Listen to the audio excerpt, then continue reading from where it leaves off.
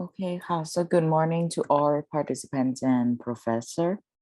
Welcome you all to Siriraj Graduate Study Orientation 2022, presented by the Postgraduate Education Division and Siriraj Graduate Student Association. My name is Virawan Manokasemsan, PhD student in the medical biochemistry and molecular biology. It's my pleasure to be a moderator for today's orientation. For your safety, we have to organize this orientation as an online in order to avoid the interactions among students. And we may apologize to this inconvenience and hope this orientation is held well.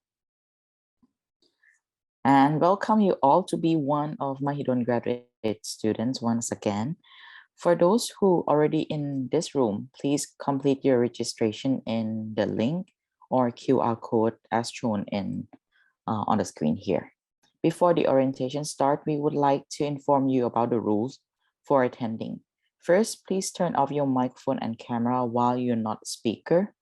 Second, for attendees who have any questions, please type your questions or concerns in the chat box and our team will reply you back as soon as possible.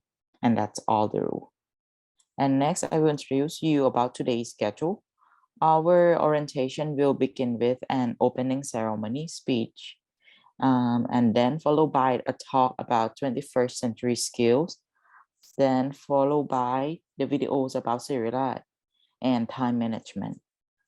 After that, it will be a student care service, student welfare and scholarship, and then we have 10 minutes break. After the break, we will continue on the Let's Talk sessions and presentation from Siriraj Graduate Student Association and also from our educators of postgraduate education divisions. And I think it's now the time to begin an orientation. Please welcome Associate Professor Dr. Thawonchai Limjindapon, the Deputy Dean for the Postgraduate Education Division. Good morning, all graduate students.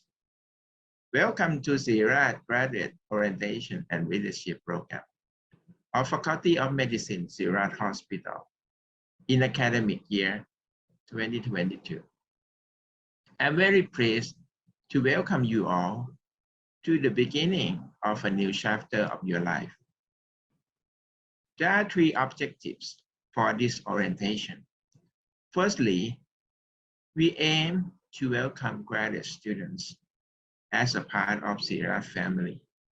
Secondly, we aim to make new graduate students have an understanding of regulations and opportunity to meet faculty, administrators, lecturers, staff, and classmates in other fields. Lastly, we aim to help students to live happily while studying and have opportunity to have an appropriate self-practice, as well as being the significant resources for the faculty to create creative research and new knowledge. We aim to have our graduate students fully equipped with knowledge, abilities, ethics, and happiness during the study, especially the development of 21st century skills used for human resource development to be modern and harmonize with the world today. Therefore, Graduate Student Association and Postgraduate Education Division arranged this orientation and leadership program of Faculty of Medicine, Siriraj Hospital, Mahidol University in academic year 2022.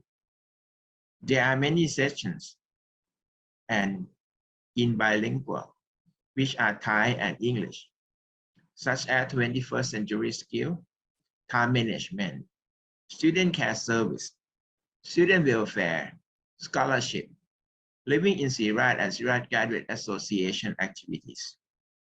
Now, may I please present Professor Dr. Prasit Wattanapa, Dean of the Faculty of Medicine, Siriraj Hospital, to deliver the opening speech and guidance. Thank you.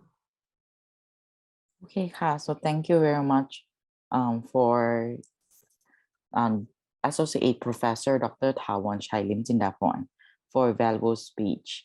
And next session, please welcome Professor Dr. Prasit Watanapa, the Dean of Faculties of Medicine, Siriraj Hospital, for the speech of 21st Century Skills. Good morning, everyone. Welcome to our Faculty of Medicine, Siriraj Hospital.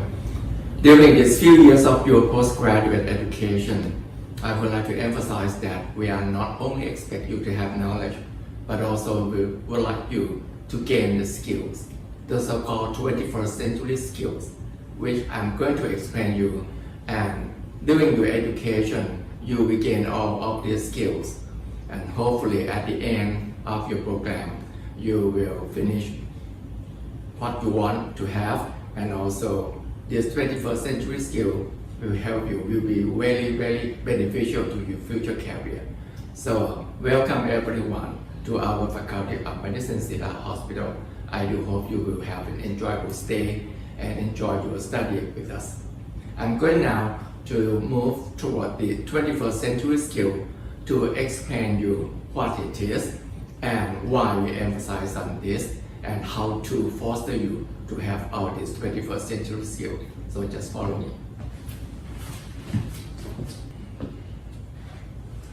In fact, during the last two decades of the last century, there are many research studies looking at the way how students gain their knowledge and skill in order to have a career, and in order to give benefit to the world in the 21st century. All the research results come back with the term 21st century skill. So what is 21st century skill? I would like to explain you. It is the broad term, including the knowledge, the skill, the work habits, and also the character traits, which we believe anyone who have this 21st century skill will get success in their career. And not only success in their career, but those who have this 21st century skill will do something, gain benefit to the world. And particularly in this modern career, in this modern world, I will merge some evidence with the COVID crisis, and you will understand how important this 21st century skill is.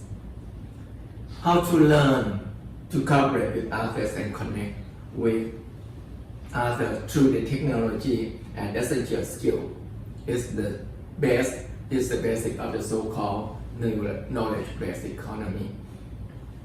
If you understand why this COVID crisis, why we can continue our education, people can still connect with each other, at the same time keep the social or physical distancing by using all this technology, and you can gain how to use this technology by having this 21st century skill.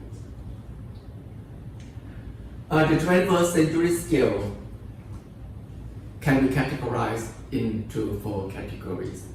The first category is it will teach you how to think, ways of thinking. Under the ways of thinking, there are 4 C. The first C is creativity, the critical thinking, and also the part of the problem-solving skill, and also the decision-making skills. During your study, you will have a lot of debatable information. You have to make your decision which one you believe and which one you will not believe, and how to prove it whether it works or not under your circumstances, under your country's circumstances. The ways of working. You know how to think, but the result will not have. You cannot obtain the result just thinking. You will get the result when you work, and you have to work with others. The world right now, the problem in the world right now is not the unidimensional, it's the multidimensional. In order to solve the multidimensional problems, you need collaboration with others. It will teach you how to communicate with others. It will teach you how to collaborate with others. It's a tools of working. You would like to work with others. How to do that? You need to know this. The tool of working. You get information, you get knowledge from getting the information. You can communicate with others through the technology. Right now, there's a lot of facts in the internet. At the same time, there's a lot of fake in the internet. How you differentiate between the fact and the fake in the internet? You need some of this kind. The information communication technology, and when you get some result, you have to communicate with others in order you get comments from others. How to use the media technology to help you to express your idea, to express your questions in order you would like to respond from others. At the same time, it's a skill of the living skill. How you can work happily in this world, how you can have a future career, a happy career in this world. You need to work with others. It will teach you the meaning of world citizenship. It will teach you how to have a good life and career, and also personal and social responsibility. So all of these 4 categories include in the 21st century skills. I put this diagram in just to simplify the concept. The green band represents what you are now knowing, what you are now having the skills. Believe me, in this 21st century skill, this green band will be thinner and thinner rapidly, because more and more knowledge coming, more and more technology coming. In order to maintain the green band, in order to make you have an up-to-date knowledge, in order to make you have an up-to-date technology, know how to use the up-to-date or recent technology, you need this, the outer bands, the red one, the yellow one, and the blue one. You need to have living career skills. You need to have a learning and innovation skills, and you need to have an information media. All of this outside band will fit something into you to make sure that the thin band in yourself will be thicker and thicker. You will have more and more knowledge. You will gain more and more skills, know how to use the recent technology. If I put it in a column, the learning innovation skill, the digital literacy, and the career and living skill. But in fact, the 3 kinds of skill, they do not separate it. In fact, they work interaction. For example, if you would like, for example, if you think of some problems, some healthcare problem that you are facing in your country, and you would like to solve the problem, you raise a research question. You need to get into the information, try to find out whether there is any information available for you to set up your research question and how to solve your research question. When you get the information, sometimes in order to solve the problem, you need to have the so-called critical thinking skill, problem solving skill. And when you have the idea how to solve the problem, sometimes you cannot do it because of the rigidity of your idea or the rigidity of the regulation. You need to have the flexibility. You have to adapt yourself. The COVID-19 crisis is a good example. In the past, in fact, if I mention this sentence for 6 months ago, when I said, well, our medical education, our postgraduate education, I want our colleagues to do it international, to do it in the remote fashion, so the so-called tele-education. I do believe many of my faculties, they will reject the idea. They will keep having the idea of face-to-face teaching and learning. But because of the crisis, of the COVID crisis, we know that if we maintain face-to-face teaching and learning, we are now expose ourselves to the coronavirus. We need to have a tele-education, so we have to adapt ourselves. We have to be flexible. But at the same time, we have to maintain the quality. How to make tele-education, maintain the high standard of education. In order to know that, you need to go into the information, how to use the technology to make it qualitatively better, or at least more or less the same as the on-site education. If you want to solve the problem, the world problem right now, you need some creativity. There's a lot of people who say you cannot solve the present problem by using the past knowledge or the past skill, the previous skill. You need something new. You need creativity and innovation. At the same time, if you want others to work with you, you need to have a media literacy. You need to self-directed, control yourself, know how, when you're going to work hard, when you're going to take a rest, and have an initiative idea. At the same time, you need to communicate with people. Someone might argue this is 21st century skill, why we still have this communication skill, but in fact, we do have a problem of communication skill.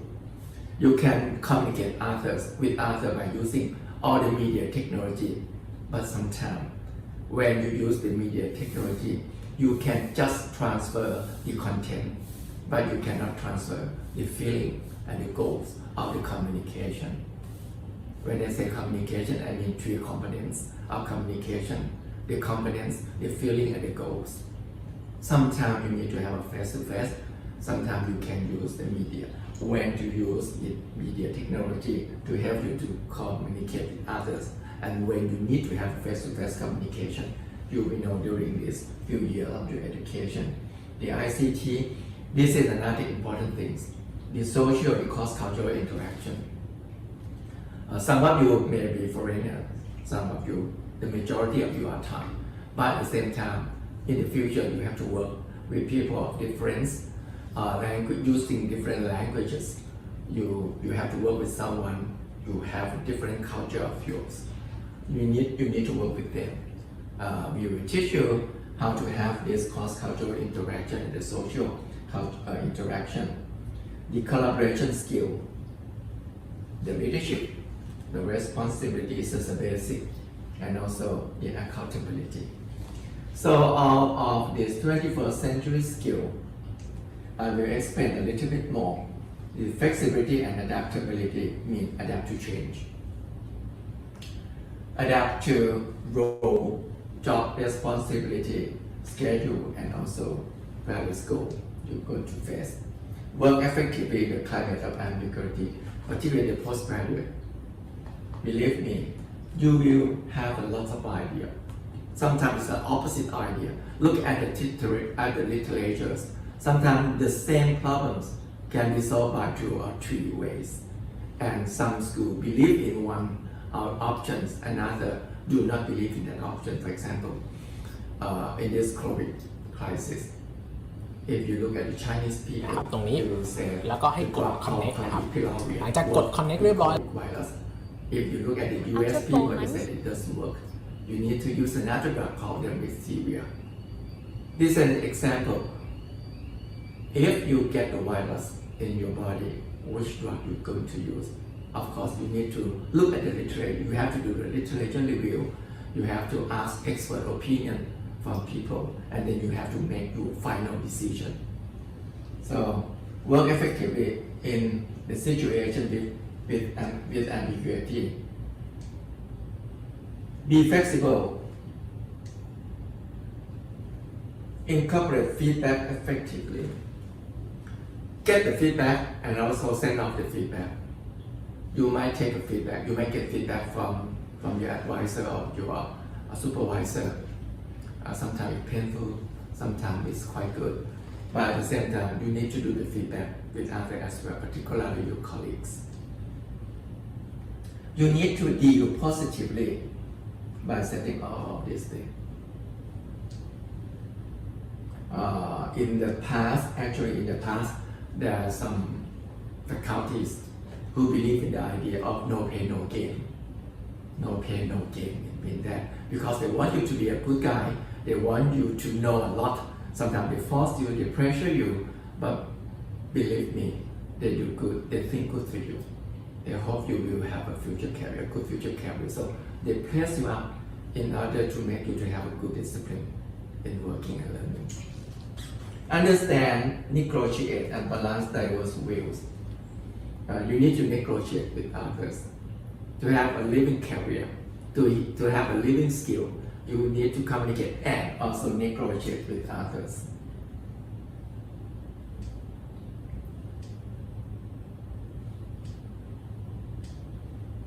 Initiative and self-directed, manage goals and tasks. This is important.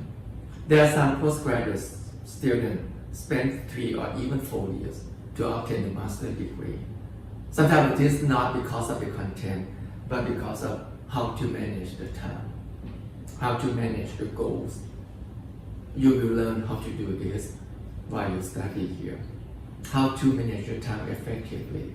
Believe me, someone have more than 24 hours a day. Someone have more than 24 hours a day in terms of working. So if you manage your time effectively, you can do things, in fact, in the shorter terms, in the shorter times. Balance short-term and long-term goals. Utilize time and manage workload effectively. Workload right here, not only others but also yourself. You need to take care of yourself. Learning hard is not enough. You need to have a good health. Otherwise, you cannot learn well. So find some time to rest.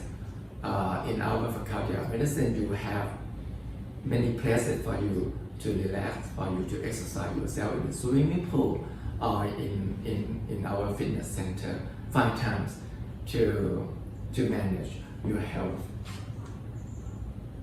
Work independently.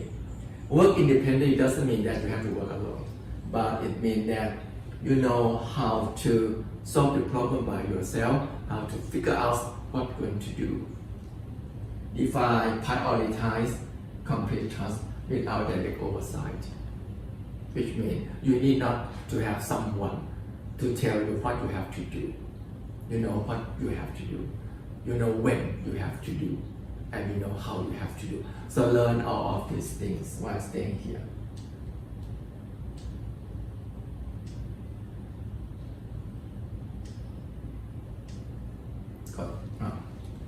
Be self-directed learners. Go beyond the basic mastery of skills. You need to have a continuous development while staying here. Learn how to control yourself, learn how to get something beyond the basic mastery of skill, which means innovation. You need to have some new ideas by yourself, how the way to solve the problem by yourself. Demonstrate initiative at one skill level toward a professional level. The first day you study here, you are not a professional one. But I hope the last day when you finish the program, you will be the professional one. Not only the knowledge and skill, but also how to make yourself maintain the ethics and morale. We do not expect our postgraduate students just to get a degree, but we want them to be a good guy.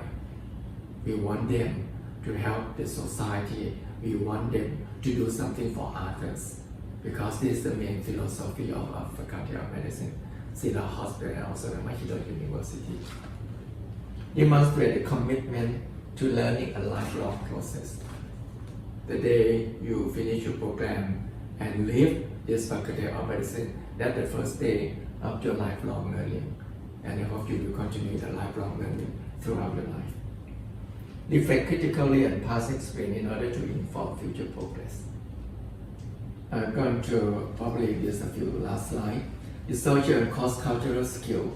Interact effectively with others. Usually, the first day of our postgraduate student, they do not speak. They just listen. But to speak out, you make you know yourself better. Every time when you speak something, you understand, you will know yourself better. For example, sometimes you think you know a lot about this issue, and then when your colleagues or the faculty or your teacher asks you to explain it, and you will realize that you do not understand it well enough.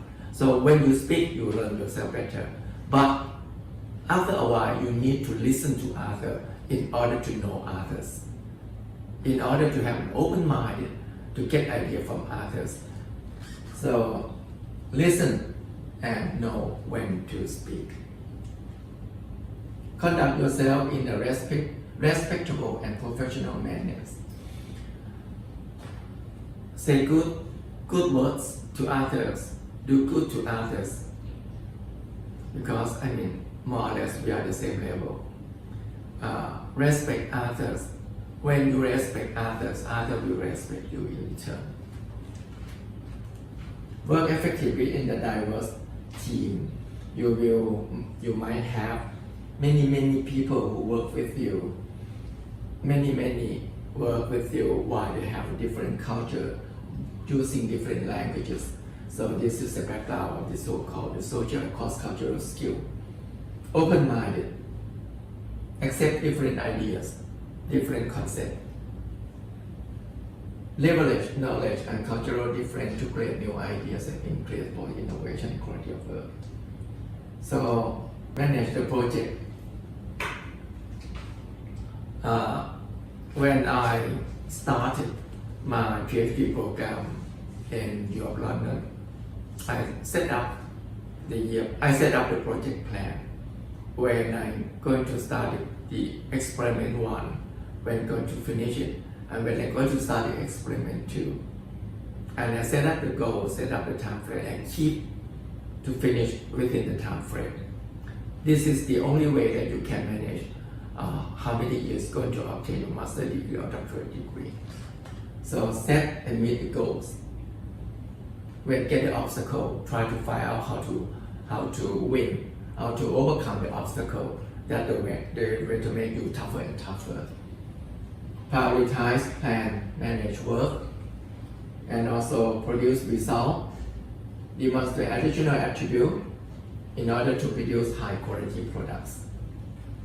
And this is the components of how to produce good results.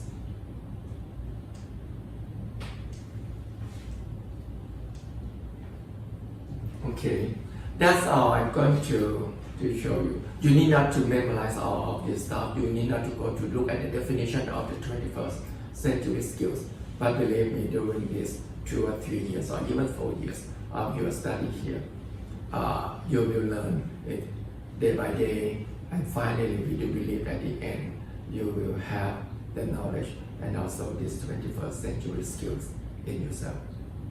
Hope all the things you're going to obtain while staying here will make you to have a successful life. It will make you to have a successful career. And believe and keep recall what I'm going to tell you now. Whatever happens in the future, don't do it just only for yourself, but do it for others, because this is the philosophy of Mahidol University. Thank you.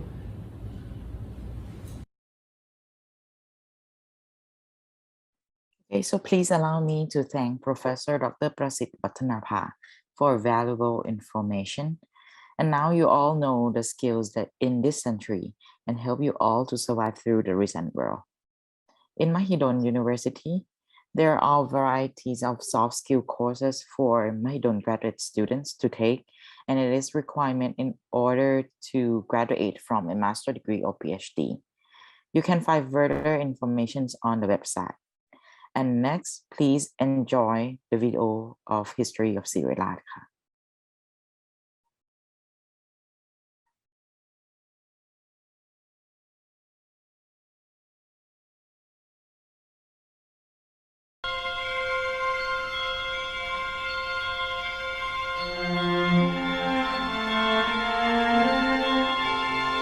ในรัชสมัยพระบาทสมเด็จพระจุลจอมเกล้าเจ้าอยู่หัวแม้สยามประเทศจะเจริญก้าวหน้าในแทบทุกด้านแต่การอนามัยและสาธารณสุขนับว่ายังล้าหลังขาดแคลนอยู่มากจ จึงทรงพระกรุณาโปรดเกล้าโปรดกระหม่อมให้สร้างโรงพยาบาลของหลวงขึ้นที่บริเวณวังหลังฝั่งธนบุรีพระราชทานนามว่าสิริราชพยาบาลตามพระนามของสมเด็จพระเจ้าลูกยาเธอพระองค์น้อยที่สิ้นพระชนม์ด้วยโรคบิดตั้งแต่พระชนษาได้เพียงปีเศษ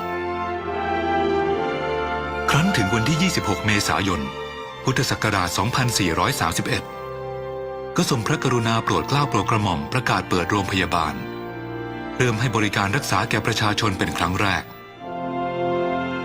ส่วนโรงเรียนแพทย์แห่งแรกของสยามเริ่มทำการสอนในอีก2 ปีถัดมาการดำเนินงานของโรงศิริราชพยาบาลในระยะแรกเต็มไปด้วยอุปสรรคขาดทั้งแพทย์และไม่มีทั้งคนไข้ด้วยเป็นของแปลกสำหรับผู้คนในสมัยนั้นแม้เมื่อพระเจ้าน้องยาเธอพระองค์เจ้าศรีสวภางทรงพระประชวรก็ส่งเข้ารับการรักษาที่ศิริราชเพื่อให้ประชาชนเห็นประโยชน์ของการแพทย์อย่างฝรั่งทางด้านโรงเรียนแพทย์ก็ขาดแคลนครูผู้สอนแต่ทุกฝ่ายก็ไม่มีผู้ใดย่อท้อต่างช่วยกันหาทางปรับปรุงทั้งโรงพยาบาลและโรงเรียนแพทย์เพื่อให้เป็นที่พึ่งของราษฎรให้จงได้ต้องใช้เวลาถึง30 ปีการแพทย์แบบตะวันตกในศิริราชจึงเป็นรูปเป็นร่างมากขึ้นด้วยความร่วมมือจากมูลนิธิ Rockefeller ที่เข้ามาช่วยปรับปรุงการศึกษาวิชาแพทย์ให้เข้าสู่มาตรฐานมีการส่งอาจารย์ชาวต่างชาติมาช่วยสอนจัดหลักสูตรใหม่จัดหาอุปกรณ์ที่ทันสมัยสร้างอาคารเพิ่มเติมและเมื่อมีผู้จบการศึกษาก็สนับสนุนให้ไปศึกษาวิทยาการในสาขาที่เรายังล้าหลังขาดแคลนเมื่อกลับมาได้เป็นกำลังสำคัญในการพัฒนากิจการแพทย์ให้เจริญขึ้น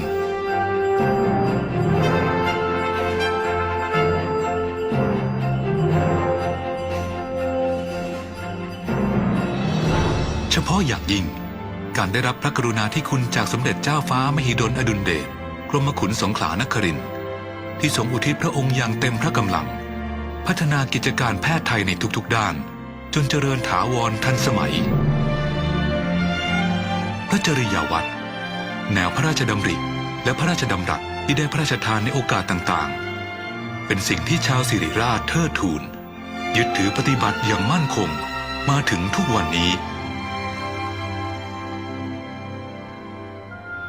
ด้วยระลึกถึงพระกรุณาธิคุณหาที่สุดมิได้เมื่อศิริราชมีอายุ60 ปีจึงได้พร้อมใจกันสร้างพระรูปสมเด็จพระบรมราชชนกไว้กลางโรงพยาบาลทั้งยังได้ถวายพระสมัญญานามว่าทรงเป็นพระบิดาแห่งการแพทย์แผนปัจจุบันในเวลาต่อมา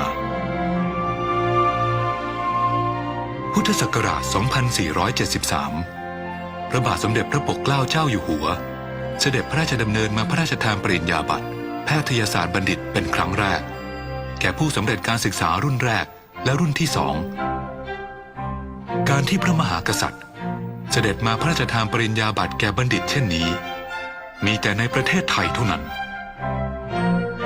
พุทธศักราช 2482โรงเรียนแพทย์ดำเนินการมาครบ50 ปีหลังจากนั้นเพียง2 ปีสงครามโลกครั้งที่2ก็อุบัติขึ้นสงครามทำให้เมืองไทยและคนไทยตกอยู่ในทุกข์เข็ญนานับประการขาดแคลนทั้งยาและเวชภัณฑ์นานต่อมาหลายปีระหว่างนั้นคณะแพทยศาสตร์และศิริราชพยาบาลได้โอนย้ายจากจุฬาลงกรณ์มหาวิทยาลัยมาสังกัดมหาวิทยาลัยแพทยศาสตร์ที่ตั้งขึ้นใหม่ในปี 2485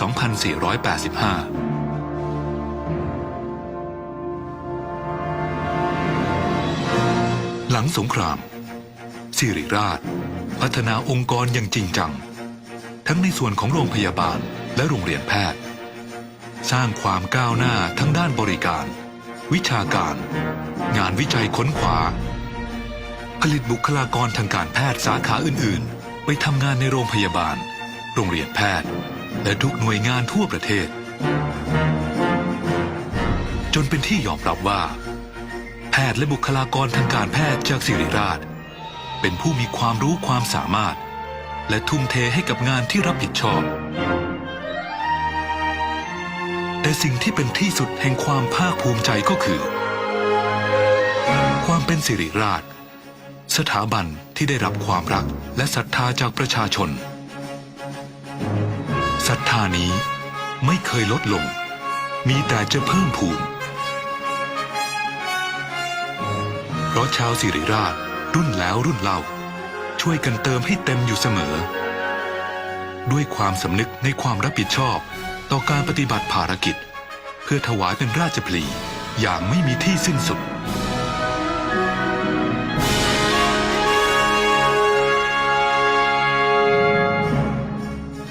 พุทธศักราช 2530 ศิริราชมีอายุครบ 100 ปี มีความพร้อมที่จะก้าวสู่ศตวรรษที่ 2 ด้วยความแข็งแกร่งในด้านวิชาการและเทคโนโลยีด้านการแพทย์ที่ทันสมัยในทุกสาขาวิชา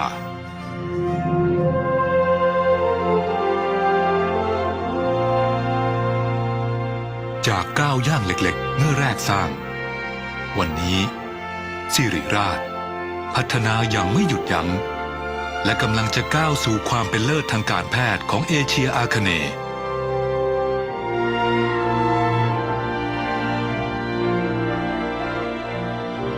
ขอให้ถือผลประโยชน์ส่วนตนเป็นที่สองประโยชน์ของเพื่อนมนุษย์เป็นกิจที่หนึ่งลาภทรัพย์และเกียรติยศจะตกมาแก่ท่านเองถ้าท่านทรงธรรมะแห่งอาชีพไว้ให้บริสุทธิ์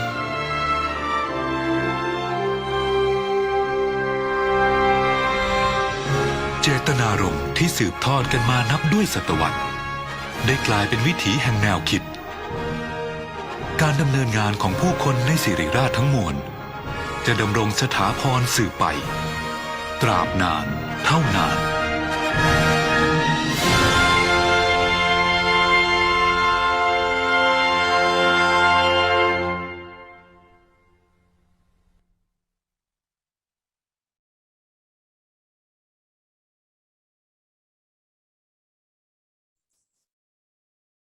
Okay, and you are now one of Siriraj students.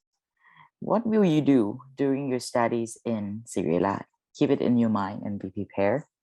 And for our next video about time management, this video will lead you all to the path of success in this study. Please enjoy.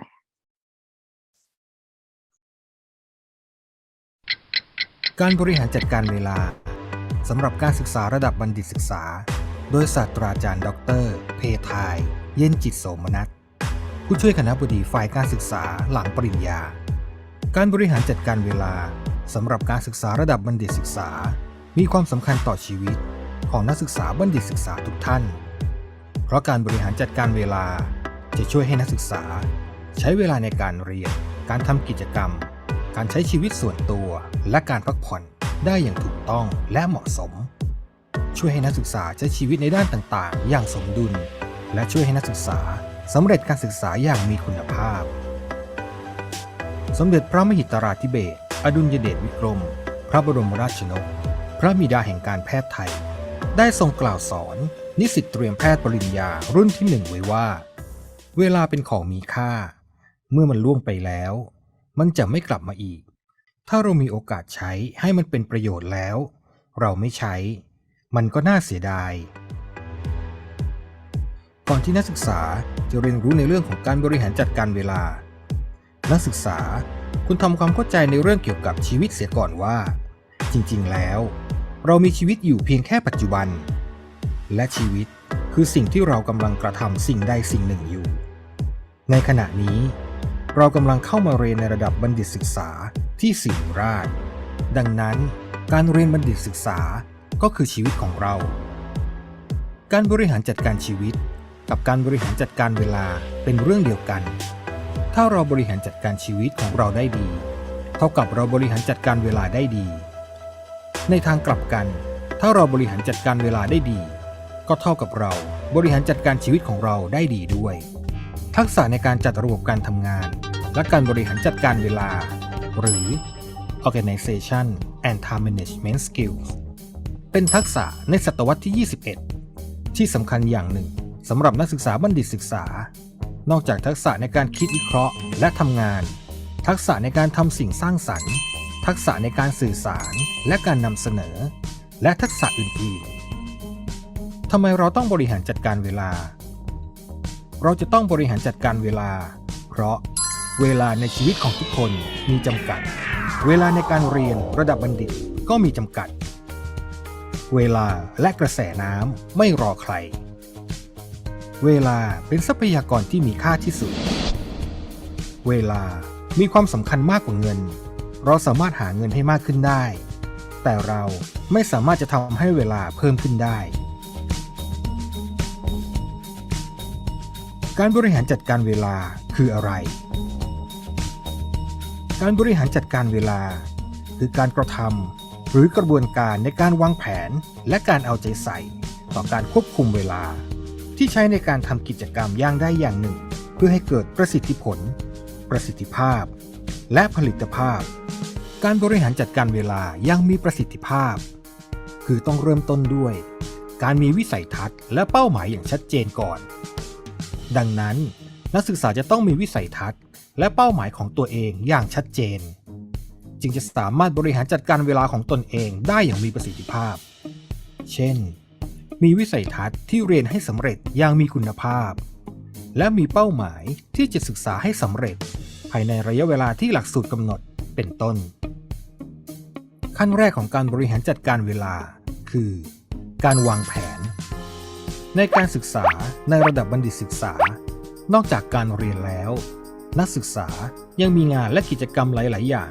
ที่จะต้องทำซึ่งเกี่ยวข้องกับการบริหารจัดการเวลางานและกิจกรรมต่าง ๆ อาจแบ่งออกได้ 4 กลุ่มคือกลุ่มที่ 1 งานที่สำคัญและเร่งด่วนเช่นงานที่ไม่ทำแล้วจะเกิดวิกฤตงานที่เป็นปัญหาเร่งด่วนงานที่มีกำหนดเวลาส่งงานประชุมที่สำคัญงานที่ต้องเตรียมตัวงานกลุ่มนี้ต้องบริหารจัดการกลุ่มที่ 2 งานที่สำคัญแต่ไม่เร่งด่วนเช่นงานเตรียมตัวบางเรื่องงานนำเสนองานวางแผนงานสร้างความสัมพันธ์เป็นต้นงานกลุ่มนี้จะต้องให้ความสนใจกลุ่มที่ 3 งานที่ไม่สำคัญแต่เร่งด่วนเช่นมีคนมาพบโทรศัพท์ที่ไม่ได้นัดหมายอีเมลบางเรื่องการรายงานและการประชุมบางอย่างกิจกรรมที่คนทั่วไปชอบงานกลุ่มนี้ควรพยายามหลีกเลี่ยงกลุ่มที่ 4 งานที่ไม่สำคัญและไม่เร่งด่วนเช่นอีเมลขยะงานเบ็ดเตล็ดงานที่ยุ่งวุ่นวายงานที่ทำให้เสียเวลาและหลีกเลี่ยงได้งานกลุ่มนี้จะต้องพยายามจำกัดการบริหารจัดการเวลาจะช่วยให้นักศึกษาไม่เหนื่อยล้าจนหมดพลังคำแนะนำในการวางแผนบริหารจัดการเวลาที่สำคัญ2 อย่างคือการใช้ระบบปฏิทิน A Calendar System การใช้ระบบจดบันทึกสิ่งที่ต้องทำ A To-Do List การใช้ระบบปฏิทิน A Calendar System นักศึกษาควรนำกิจกรรมที่จะต้องทำในระหว่างการเรียนในระดับบัณฑิตศึกษาทั้งหมดมาแยกให้เห็นได้แก่การเรียนรายวิชาและการสอบการฝึกอบรมต่างๆเช่นจริยธรรมการวิจัยในคนการทำวิจัยในสัตว์ทดลองความปลอดภัยทางชีวภาพและอื่นๆการทำ Journal Club และการสัมมนาการสอบประมวลความรู้หรือ Qualifying Examination สำหรับนักศึกษาปริญญาเอกการทำงานวิจัย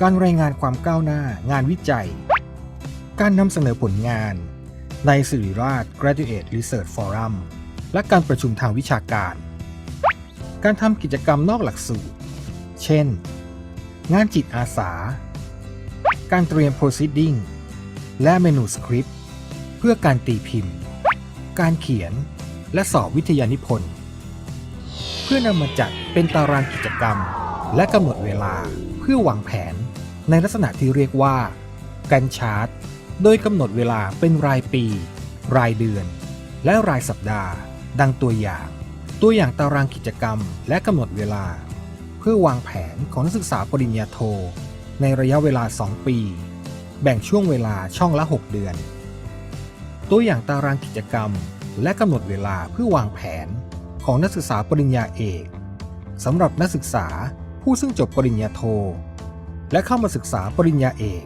ในระยะเวลา 3 ปีแบ่งช่วงเวลาช่องละ 6 เดือนตัวอย่างตารางกิจกรรมและกำหนดเวลาเพื่อวางแผนของนักศึกษาปริญญาเอกสำหรับนักศึกษาผู้ซึ่งจบปริญญาตรีและเข้าศึกษาปริญญาเอกในระยะเวลา 5 ปีแบ่งช่วงเวลาช่องละ 6 เดือนนักศึกษาสามารถจะจัดทำตารางกิจกรรมและกำหนดเวลาเพื่อวางแผนโดยแยกให้ละเอียดขึ้นไปอีกเป็นตารางที่ 2 และ 3 ให้มีช่องละ 1 เดือนและ 1 สัปดาห์ตามลำดับจะเป็นการวางแผนบริหารจัดการเวลาได้ละเอียดดียิ่งขึ้นอีกการใช้ระบบจดบันทึกสิ่งที่ต้องทำ A to-do list โดยการจดบันทึกสิ่งที่ต้องทำตามลำดับความสำคัญสิ่งที่ต้องทำในการเรียนและการทำงานวิจัยในแต่ละวันซึ่งมีความยืดหยุ่นเปลี่ยนแปลงได้ตัวอย่างการใช้ระบบจดบันทึกสิ่งที่ต้องทำ A to-do list ดังแสดงในรูปซึ่งจดบันทึกสิ่งที่ต้องทำเช่นการค้นเปเปอร์การพบอาจารย์ที่ปรึกษาการเข้าประชุมกลุ่มวิจัยการโทรศัพท์ถึงคุณพ่อคุณแม่การอ่านเปเปอร์เพื่อพูดสัมมนาการเตรียมนำเสนอเป็นต้นความผิดพลาดในการบริหารจัดการเวลา 10 อย่างได้แก่ 1. ความล้มเหลวในการจดบันทึกสิ่งที่จะต้องทำ A to-do list 2. ไม่ได้ตั้งเป้าหมายของตัวเอง 3. ไม่ได้จัดลำดับความสำคัญ 4. ล้มเหลวในการจัดการกับสิ่งที่ดึงดูดความสนใจ 5. ผลัดวันประกันพรุ่ง 6. รับเรื่องต่างๆมาทำมากเกินไป 7. เพลิดเพลินกับเรื่องยุ่งๆ 8. ทำงานหลายอย่างพร้อมกันมากเกินไป 9. ไม่รู้จักหยุดพัก 10. กำหนดตารางเวลาทำงานอย่างไม่มีประสิทธิภาพข้อแนะนำ 12 ประการสำหรับการศึกษาในระดับบัณฑิตศึกษา 1. ค้นหาสิ่งที่ชอบ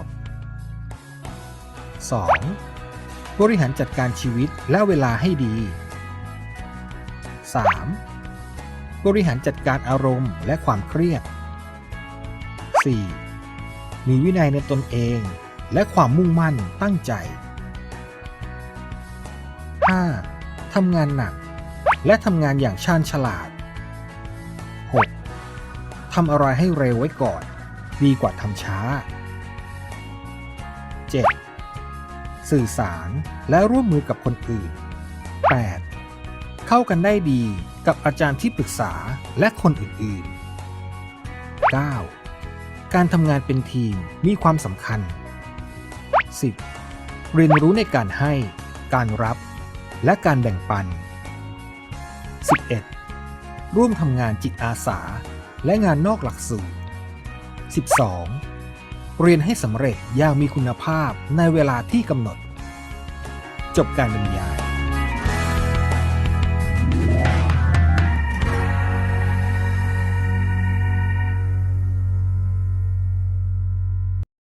Okay, I think you all have an idea or plans for your future.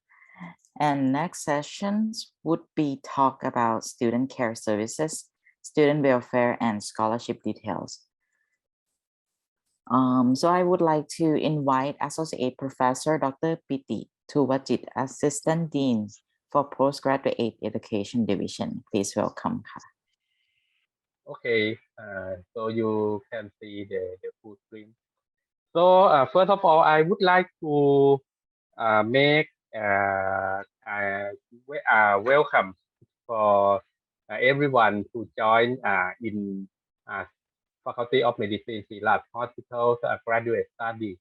And I hope that you will enjoy your student life for 2 or 3 years, or sometimes 4 to I think maximum maybe just only 5 years for PhD student for some students, but we try to make you finish your study as fast as we can.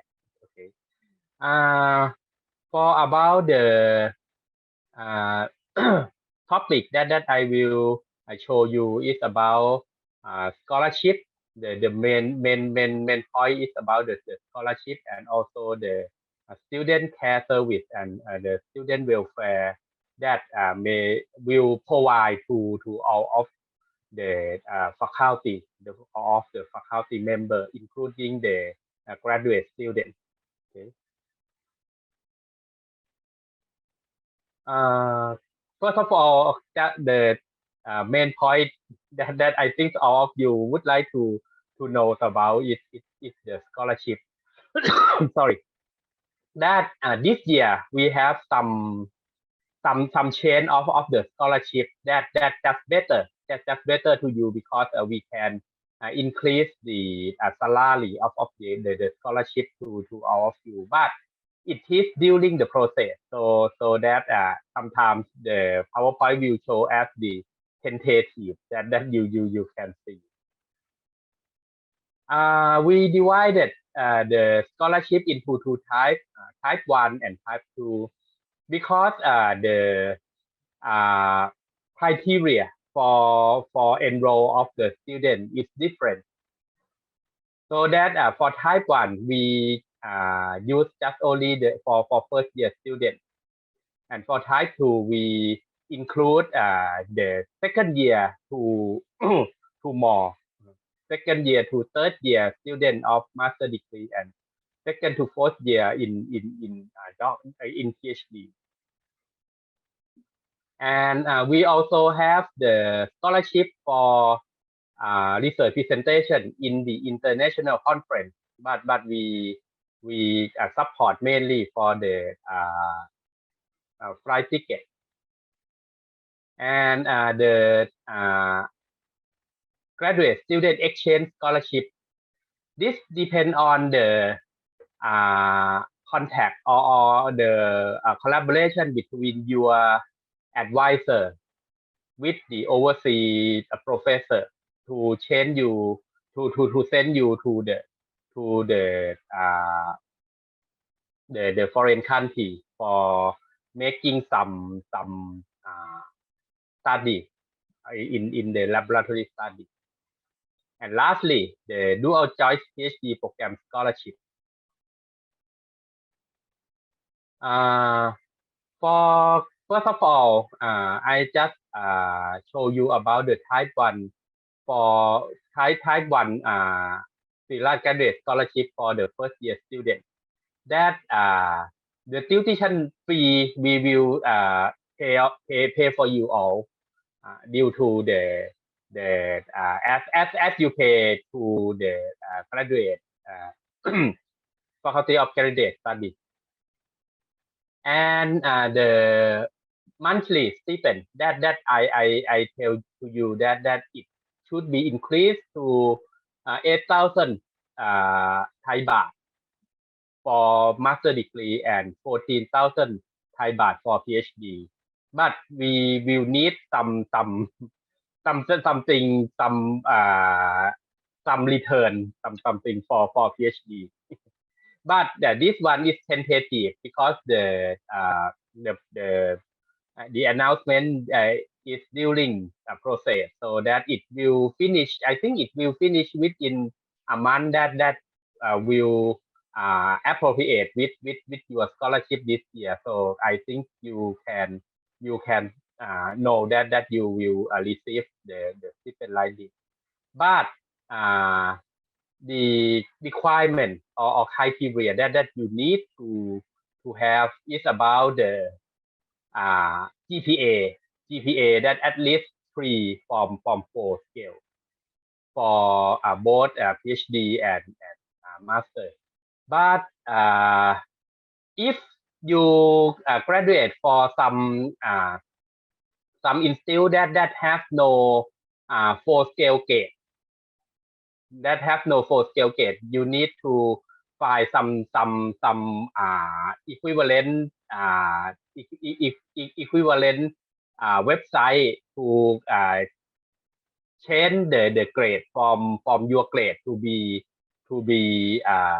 1 2 3 4 or A B C D or something, because sometimes some place they use 5 grades. For example, it needs to be convert to 4 grades.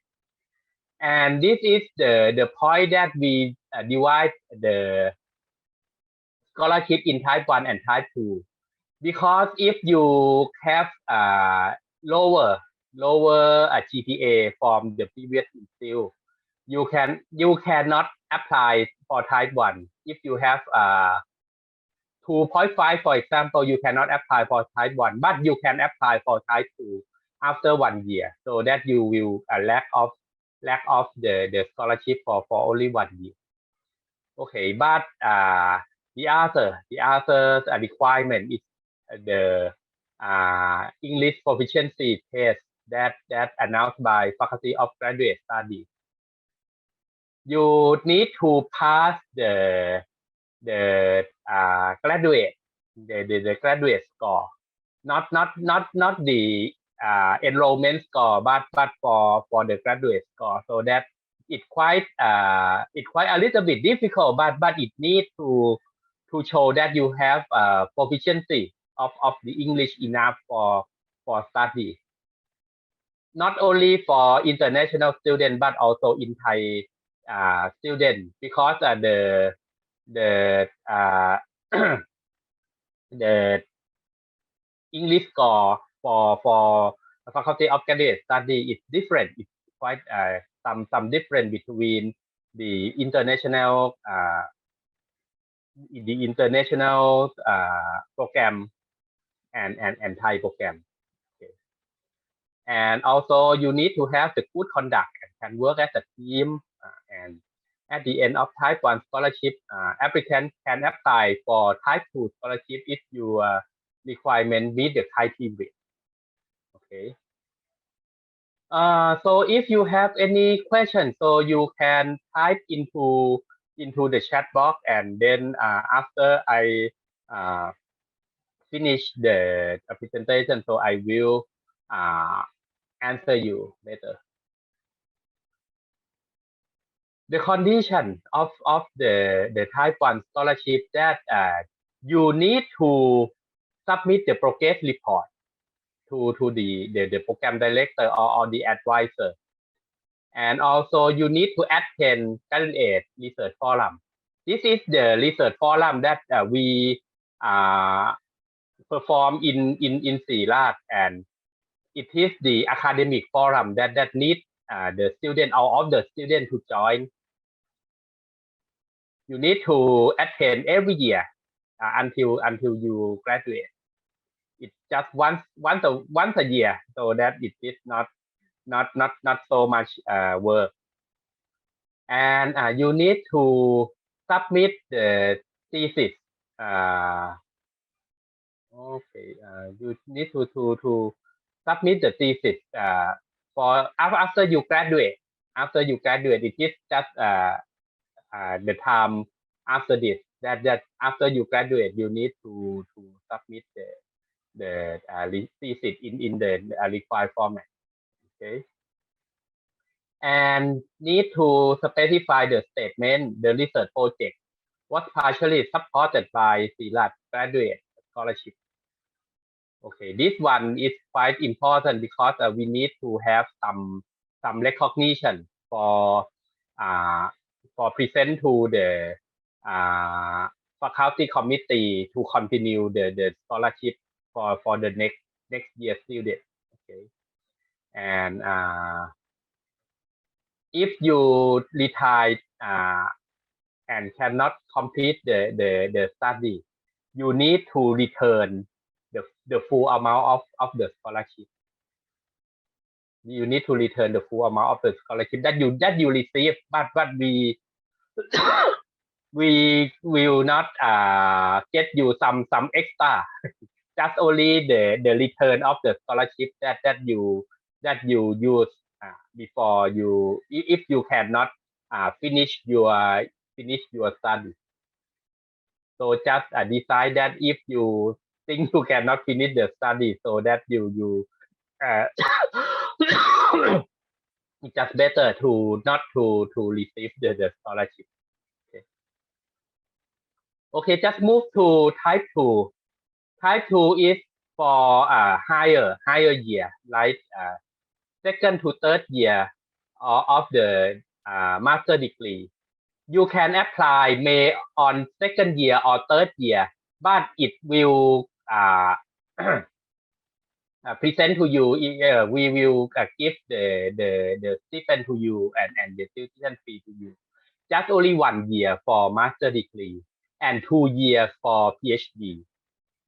So that totally master degree will have type 1 and type 2 together for 2 years, and for PhD you can receive 1 and 2 together, totally 3 years for the scholarship. The benefit is similar, tuition fee and the monthly stipend similar to type 1. And the requirement is you cannot have the type 1, so that you need to finish the English proficiency test also, if you would like to get the type 2 scholarship. But the GPA is is the first year GPA, so that you can discard your previous institute GPA, and then you can use this GPA instead of the previous GPA. And 3.25 for master and 3.5 for a PhD, so that it need to reach the GPA scale. If you cannot have this GPA, so that you may regret or something that manipulate your grade before receiving the scholarship. But it's just better that if you have high grade at the first time, so it's just better. And you need to finish course at least 2 semesters without F or I. Without F or I, so that it need to have grade for all of your register course. And for the student who apply to type 2, so you need to have the research topic or thesis topic, and start doing the research that you need to have some endorsement by the program director and also the advisor, and also have the good conduct and can work as a team. The requirement of type 2 is similar to type 1, that you need to attend you need to submit progress report and attend the candidate research forum. But for PhD, it need to have some more, because you know that in university they have quite the similar scholarship to our scholarship, and they need the requirement also. So we need to have quite the similar to the university scholarship. Like you need to publish your work in Q1 or Q2 journal. You need to publish in international journal, so it is the requirement. But we need to add more, like the Q1 or Q2, at least 1 publication. And the you need to be the first author, because for your graduate you need to be the first author in the publication. It is the requirement from the from the faculty of graduate study. And also you need to submit the thesis with the word the statement research project was partially supported by Siriraj scholarship. And not only for for the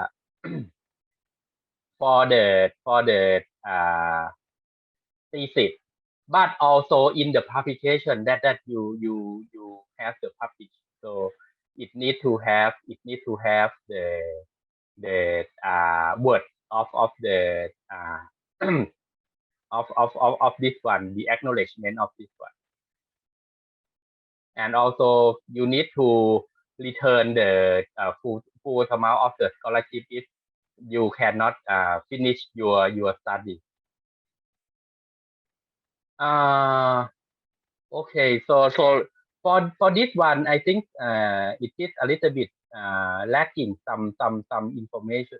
Sorry. Sorry. The publication, not only one publication, because you need to have if you have Q1, okay, you can have one publication. But if you publish in Q2 publication, in Q2 journal, you need to have one more Q1 or Q2 review article, a review article for addition, because Q2 only one Q2 is not enough. It need to have two Q2 publication that one maybe the the review article, because that the requirement of the university scholarship, they need two publication with Q1. So our requirement should be comparative, but not as high as the university. So that we just reduce a little bit to only one Q1 or Q2 Q2 paper. One is the original article, and the other one is the review article. Okay. The detail you can if you have some problem, you can ask directly to the to our office. And right now we need the application from 1st to 28 August. This month you need to apply your your scholarship for first round. For this year, regularly we have 2 rounds per year in the first semester and second semester. But if the grant, because we have limit grant, so that if the grant is almost, so that the second semester maybe we reduce the chance.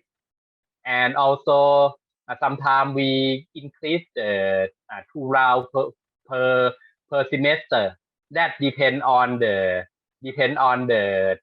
problem of the English exam from the graduate school, because it has some problem of the English exam.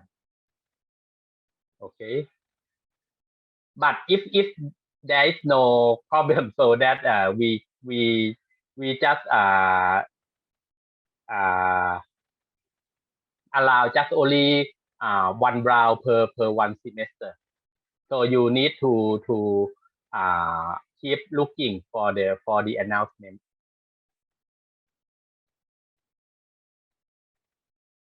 Okay. At this time, there are a lot of uh, questions, so that I would like to answer you before.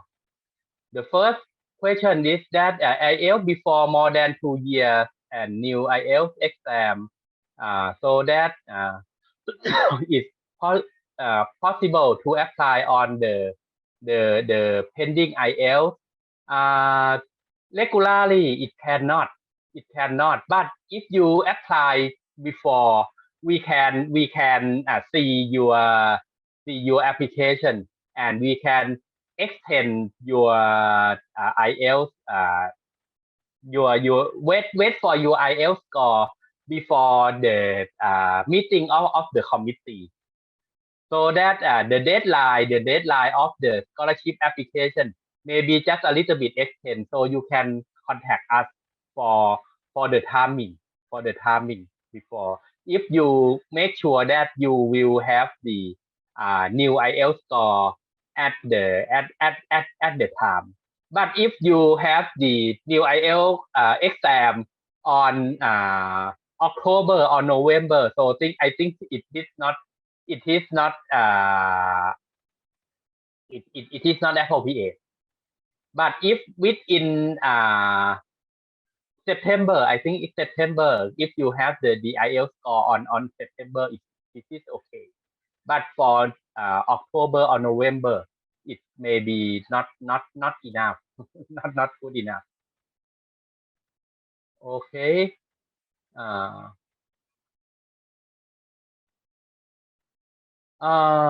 For overall score of IELTS test is 5, but speaking part is 4. Can I apply? So,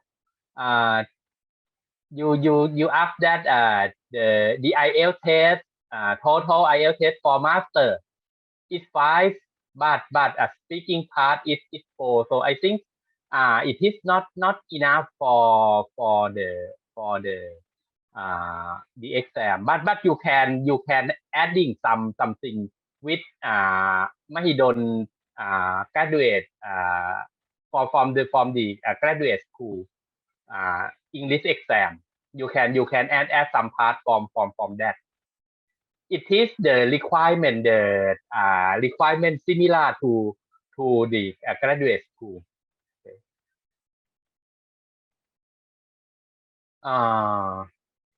At the graduate research forum, around which month does it normally occur? Around May.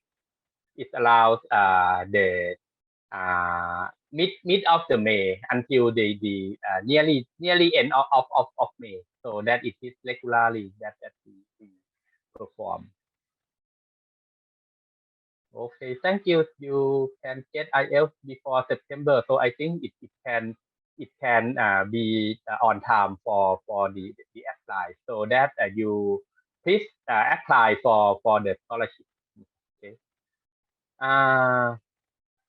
And for the research presentation at the international conference, you need to register. We will support your registration fee, but not over 30,000 baht, and the round trip air ticket fee that we have the upper limit of the air ticket fee and the accommodation fee also. So we will support you all of it, but you need to have the conference registration fee, the acceptance of the conference, and also it need to have the presentation also, that maybe poster or oral. So it need to have the acceptance of the presentation, because you see that it is the research presentation. And the conference, you need to ask us before you apply the conference. First of all, you need to ask your advisor, and then ask to our office, because some conference it is performed by some predator company. You know about the predator company. The predator company is not the acceptable scientific committee to perform the conference. So our our faculty have some limitation of the conference. So that not all conference can be accepted. So you need to ask us before. Okay, every time you need to apply this scholarship. So please consult to our office before.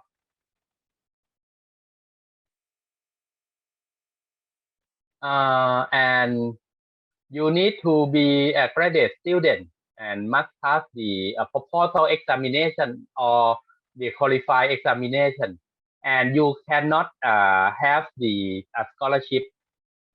The policy of our faculty that you cannot have two scholarships at the same time. So that if you have RTJ, PhD, or the other scholarship that you have before, so you need to ask us and clarify that you have the scholarship. We can add some part that have the different, but we cannot support you all of the thing that you have. For example, RTJ PhD scholarship, they provide you almost including tuition fee and monthly stipend, so that we cannot support you. Or some people that have the money stipend already, so we will not support the money stipend, but we will support just only the tuition fee, for example. And you need to be the first author and accept to present at the conference, as I said.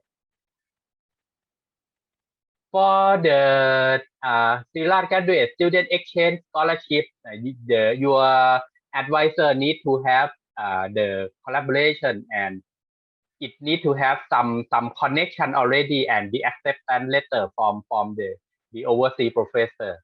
But we will support just only the round trip air ticket fee, but not for the accommodation or daily expense or something.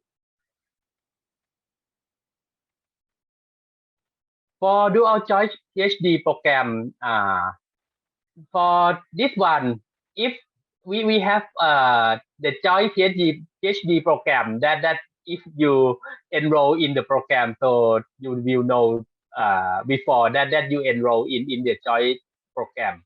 But for dual PhD program, you can apply it after you enroll. You can apply it after you enroll. For example, we have MOU with many university, foreign university, like in South Korea, in Japan, in Australia, in Taiwan. That we have a collaboration, and then if your advisor have some collaboration, direct collaboration with that university, so that you can enroll in the dual PhD program. So for the international PhD student, you can consult your advisor that you may have the dual PhD or not. Your advisor will offer to you the first time that your advisor need to offer to you, and then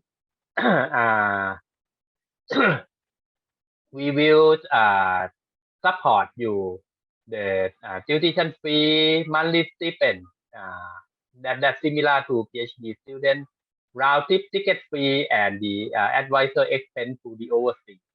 But for the living in overseas, you will have the support from the our from the overseas university. So you need to have some scholarship from the overseas university. That it depends on your overseas advisor. but almost they have the support.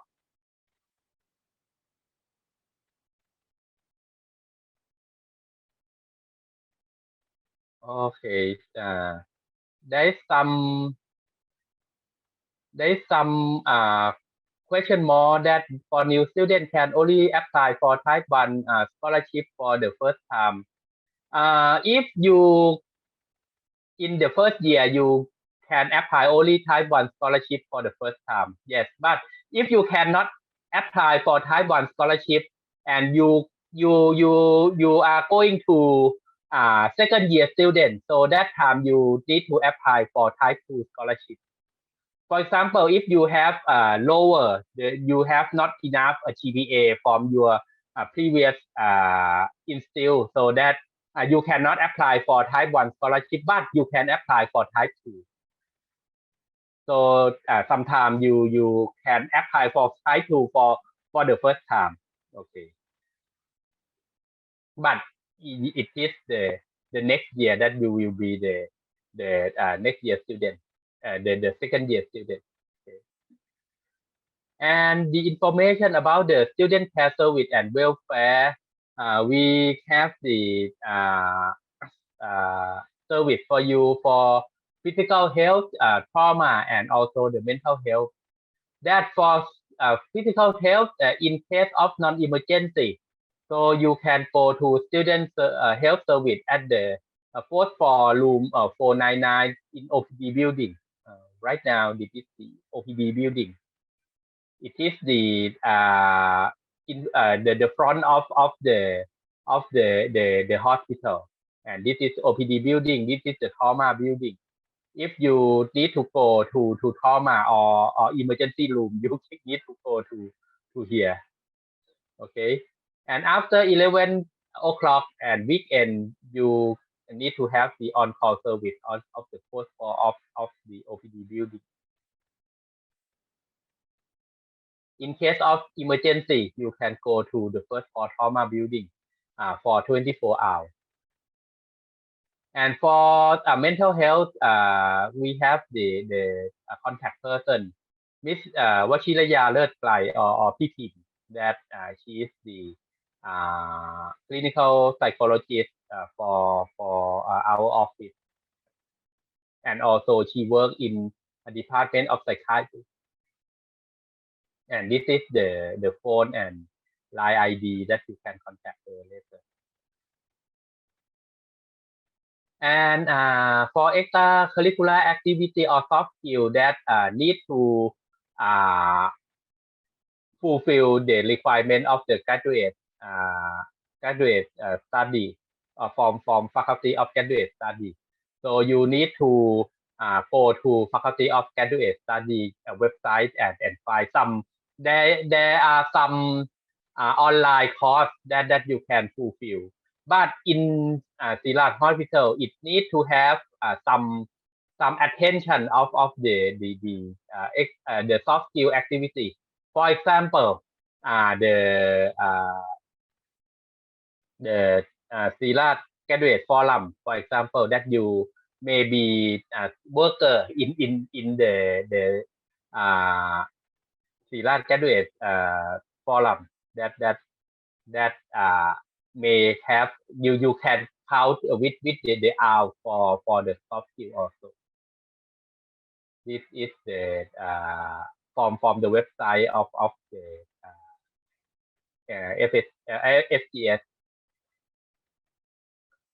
and it needs to have the fulfillment of the soft skill from faculty of graduate study. But in Siriraj we have many activities that you can apply. Okay. This is from the online course. And this is our administrative board. Professor Thawanchai Limjindaporn is the deputy dean, and also we have Professor Suwathini, me, Professor Nayana, Professor Tripop, and Professor Warapong. all of them have the responsible with the medical training that may be not involved in the graduate study so much.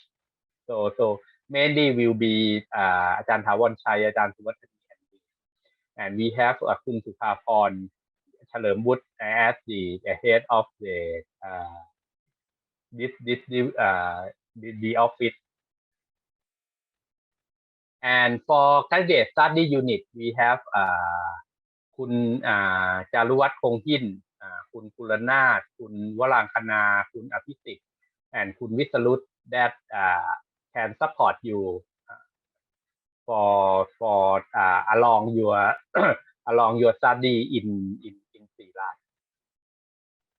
And this is the phone number and the email. And this presentation already on the chat box that you can download. Okay, that's all of my presentation. So I think there is no question more. And if you have question, you can contact our office for us everything for supporting you. We welcome all of you to the any question and consultation. So that's all of my presentation. Thank you very much. Okay, so please allow me to thank Associate Professor Dr. Piti Thuvachit. I think everyone understands the process of the student care service, student welfare and information of scholarship. If anyone has any questions, feel free to ask the graduate students studies divisions by typing on the chat box or contact them anytime. And next, there will be about 10 minutes break. And we will meet again at 10:40 a.m. นะคะ Okay ค่ะ Thank you ค่ะ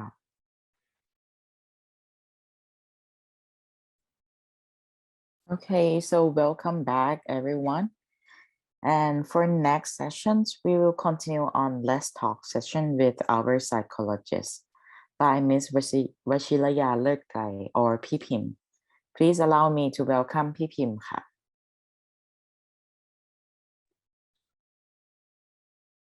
Hi, good morning, everyone. So let me find my slide real quick. There we go. Okay, so I guess this section is just a little bit more information for everyone on top of what Dr. Piti mentioned earlier. So we're just going to be talking about how your mental health is like, or what it might be, or like, I guess what you might be going through during your time here as a postgraduate student. Okay, so this is me again, but with I guess a little more updated picture, because that was like the one he had was like 5-6 years ago. Anyway, so I'm the clinical psychologist for postgraduate students, but I also work at the Department of Psychiatry.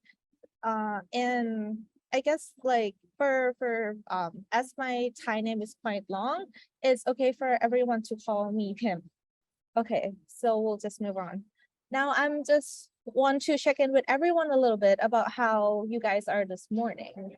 So I guess can you just basically check in with me in the chat box about how you guys are doing? Yeah, sleepy, tired, awake, anything. Yeah, please just type in the chat box.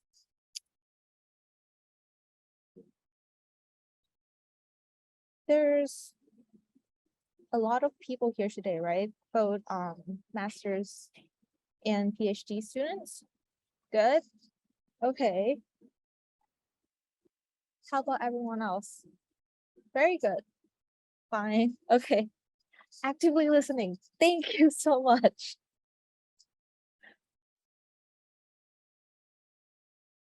I love the thumbs up. Oh, and I get a smiley face too. Awesome. Cool. That's new. Yeah. I'm also full on coffee. Follow this meeting. Right. busy. I can imagine, like, orientations just kind of keep everyone busy, right? Need coffee. Yes, like coffee every morning does help me a lot. Hungry. Well, if you have some snacks or something, please feel free to eat during my talk. And oh, okay, so just a little bit more as I go through, please feel free to interrupt me, or if you have any questions, you can also type in the chat box. If I don't see it, but I still have like some time for everyone at the end of my presentation for Q&A sessions. So please feel free to like interrupt me or send me a message, like anything is fine. If you don't want everyone to see your message, you can send me the private message on Zoom. I promise I won't read out your name and we'll just like kind of talk about the answers together. Okay, so next, I'm curious to see where everybody is from. If you're from Thailand, please feel free to like type in your province or something, just scan the QR code and then we're gonna see it together. If you're from a different country, please feel free to type your country or even your hometown and we're gonna see it together.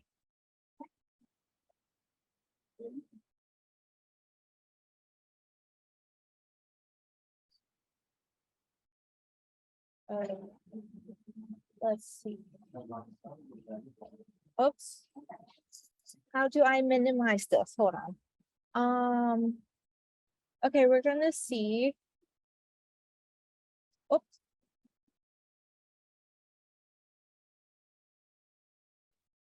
Okay.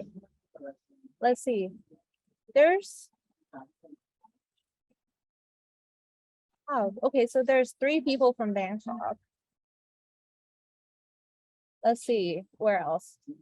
Oh, from Phuket. That's awesome.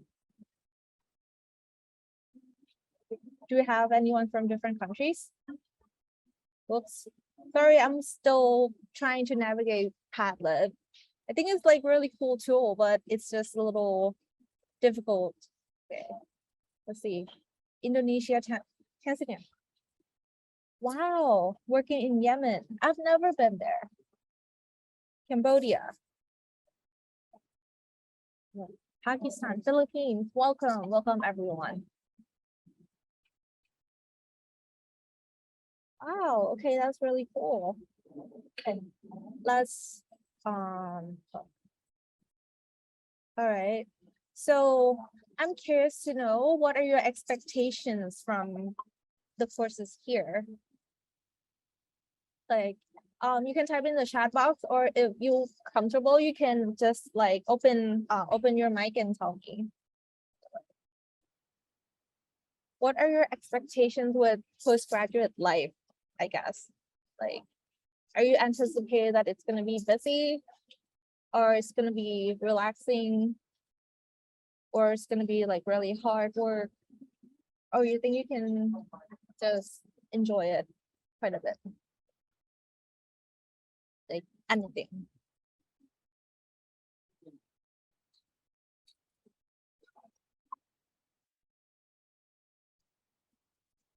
You can do it on time and interest. Yes. Yeah, we have. That's a very good point. Because like a lot. So like for both master's and PhD programs, there's a certain number of years, right, that the program course is complete. So you can be able to just estimate what's going to happen. Some people might be able to finish earlier. Some people might finish a bit later, but like it's quite flexible. And even though it may or may not meet your expectation, but I really do hope that you enjoy it. Self-development through PhD and PNO. Cool. With self-development, so we have quite a number of opportunities to do so with the soft skill that Dr. PD was just talking about. And the interesting thing is that the soft skills, there are some that are local to Faculty of Medicine Siriraj Hospital. But if you're feeling adventurous, there's also the central graduate studies in Salaya. It takes about half an hour by taxi. But there's a shuttle bus from Siriraj to Salaya, and you can take that. And there are some other activities there that you can get to meet other people from other faculties in Mahidol University as well. So, from it's a lot of students as they enter the program, right? There's a lot of things that they have to juggle. So there's research, there are deadlines.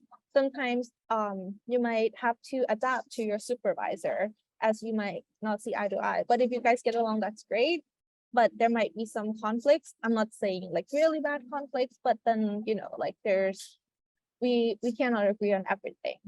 Some programs have internship, and a lot of people like apply for the Siriraj scholarship where they give you tuition fees and then stipend.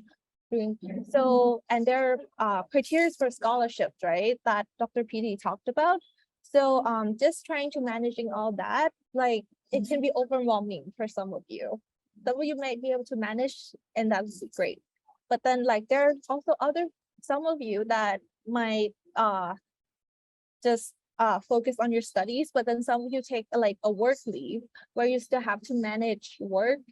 And some people might be married or have children, and you might be single, but you also have personal life, right? So just a balance in all of that can be hard at times, and it might be a bit overwhelming. But so this is why we're here, right? So with the whole COVID thing, like the programs had been online for the past few years, but from my understanding is that a lot of classes are beginning to be on site now, but I think that there will still be some classes that might be online. So you still have like a mixed experience. So with on site, there are like really great things where you get to like meet your friends, you know, go for lunch or dinner.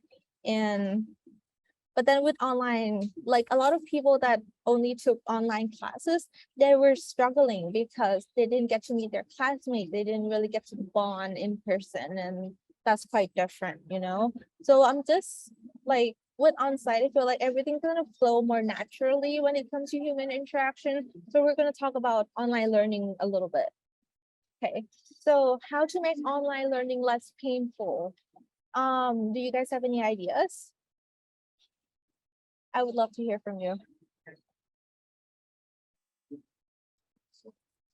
So you can turn on your mic or just type in the chat box. Like maybe some of you might just like freshly graduated and you had to do online learning for a little bit, or some of you that worked and had to do online meetings. And yeah, just I want to see like what have you gained from that experience, and how do you think that will help you in classes where you have to do online?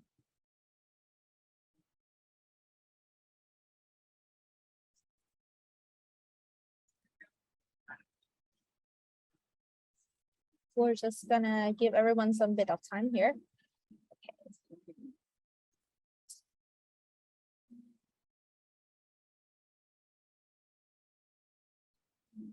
Any ideas? Hi. Hi. Hi. For me, I personally just write everything down. Like I have my own planner and stuff. So what I'm trying to say is like you just ask what your plan and try not to like put it forward. Yeah, it's kind of like that. Yeah, so you're basically not gonna cram everything up at the end, and yeah. Basically like that. Nice. Yeah, that's a really good strategy. Because like when you have a goal, right, then it's easier to digress and just like focus on it. Oh, we have a new answer. Develop the capacity of taking and absorbing stress. Yes. Would you like to elaborate on that? Fun online friends. Have a drink with you to reduce stress. Okay. Favorite drink is great. I'm gonna hold off on what kind of favorite drink it is. I guess for everyone is different. Nisar, I'm sorry if I mispronounced your name. Can you elaborate on the capacity of taking and absorbing stress? Like, what do you have an example that you can share with us? Hello. Hi. Hi. Yes, because if, for example, a person is not capable to take the stress, or if he is like first time doing the online study, so this will develop like stress every time. So the first thing I personally think that if you have the capacity to absorb or manage the stress that will come during this online study, so this, I think, one has the capacity to develop it before starting the online, because most of the work you have to do in the online study. Sometimes when you are in like on-site doing on-site education, so automatically you have like you can meet with your peers, with your teachers, with your, and they can give you some solutions, etc. But here everything will be on you. So time management, and if you are not like you cannot manage your time, so this will develop a stress. And that's why I say like you have to develop this capacity in you. Right. Thank you so much. Okay, Welcome. so I do have like those are really great ideas. I have like some tips that I summarized for everyone. Okay, so it might like have a physical calendar. It's just more tangible basically. Make a checklist is similar to what our friend just like talked about having a goal. And additional suggestions would be set up a workspace in your room or in your house, because like if you have like physical workspace, it's easier to separate and it might help you feel more relaxed as well. Because if you're just working and relaxing in the same place, it might feel like you're always working. And like that, I feel like that may add more stress to people. Yeah. Okay, so time management. I saw the video, so I'm not gonna talk a lot more about that. But it's basically about having the right balance. But if we don't have the right balance, then it might, create a stress that might lead to some other things we're gonna talk about next. Okay, if it gets too much, then what happens is that you can develop like some syndromes like burnout. So what is burnout? Burnout is just being like, loss of motivation, having cynical negative outlook, feeling defeated, self-doubt. And this usually happens when you just spending time a lot doing the same thing. So you may or may not experience it, but a lot of people, they find themselves feeling burnout when they're very dedicated to a topic or something like that. So I'm not saying dedication is a bad thing, but we're going back to time management and the right balance. So this is why this can actually hinder your studies, but at the same time, if you do find yourself having burnout, it's actually completely normal. And sometimes you might just need some vacation or just like, a space or period of time where you can actually rest and set out your responsibility down and do some other activities. And that might like, help switch things around. But if that doesn't work, and things start to feel, a lot worse, then there's always our service.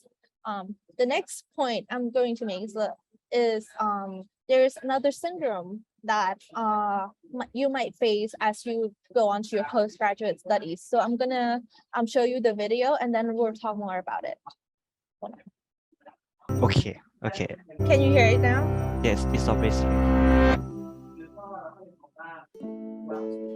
Even after writing 11 books and winning several prestigious awards, Maya Angelou couldn't escape the nagging doubt that she hadn't really earned her accomplishments. Albert Einstein experienced something similar. He described himself as an involuntary swindler whose work didn't deserve as much attention as it had received. Accomplishments at the level of Angelou's or Einstein's are rare, but their feeling of fraudulence is extremely common. Why can't so many of us shake feelings that we haven't earned our accomplishments, or that our ideas and skills aren't worthy of others' attention? Psychologist Pauline Rose Clance was the first to study this unwarranted sense of insecurity In her work as a therapist, she noticed many of her undergraduate patients shared a concern. Though they had high grades, they didn't believe they deserved their spots at the university. Some even believed their acceptance had been an admissions error. While Clance knew these fears were unfounded, she could also remember feeling the exact same way in graduate school. She and her patients experienced something that goes by a number of names: imposter phenomenon, imposter experience, and imposter syndrome. Together with colleague Suzanne Imes, Clance first studied imposterism in female college students and faculty. Their work established pervasive feelings of fraudulence in this group. Since that first study, the same thing has been established across gender, race, age, and a huge range of occupations, though it may be more prevalent and disproportionately affect the experiences of underrepresented or disadvantaged groups. To call it a syndrome is to downplay how universal it is. It's not a disease or an abnormality, and it isn't necessarily tied to depression, anxiety, or self-esteem. Where do these feelings of fraudulence come from? People who are highly skilled or accomplished tend to think others are just as skilled. This can spiral into feelings that they don't deserve accolades and opportunities over other people. And as Angelou and Einstein experienced, there's often no threshold of accomplishment that puts these feelings to rest. Feelings of imposterism aren't restricted to highly skilled individuals either. Everyone is susceptible to a phenomenon known as pluralistic ignorance, where we each doubt ourselves privately, but believe we're alone in thinking that way because no one else voices their doubts. Since it's tough to really know how hard our peers work, how difficult they find certain tasks, or how much they doubt themselves, there's no easy way to dismiss feelings that we're less capable than the people around us. Intense feelings of imposterism can prevent people from sharing their great ideas or applying for jobs and programs where they'd excel. At least so far, the most surefire way to combat imposter syndrome is to talk about it. Many people suffering from imposter syndrome are afraid that if they ask about their performance, their fears will be confirmed. And even when they receive positive feedback, it often fails to ease feelings of fraudulence.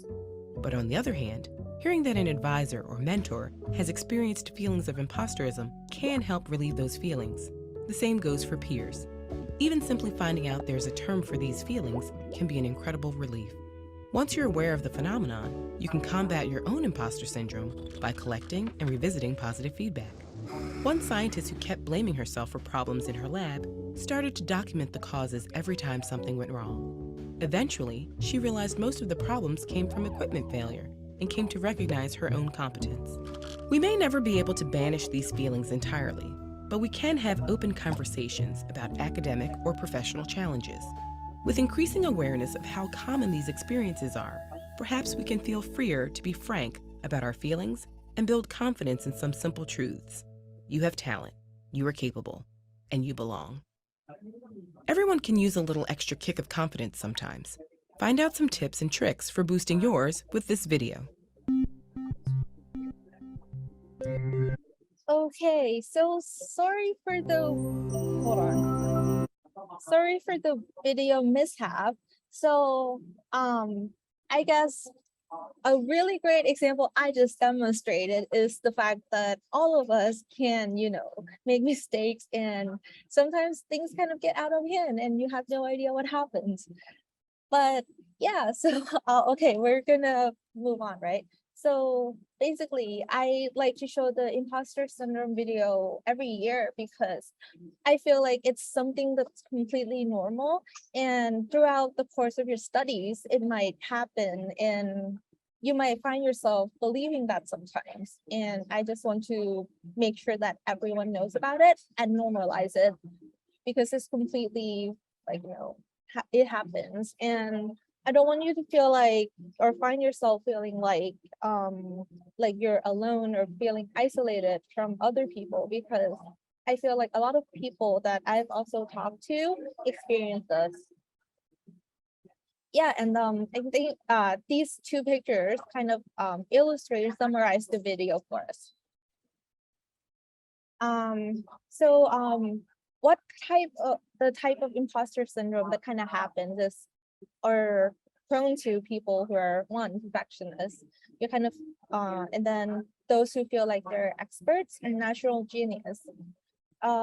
Experts kind of like, I guess, with your experience of being in a certain field or specific thing that you're very good at for a long time. And then when you go to, another challenging stuff, then you find yourself that you're not as good as you were before.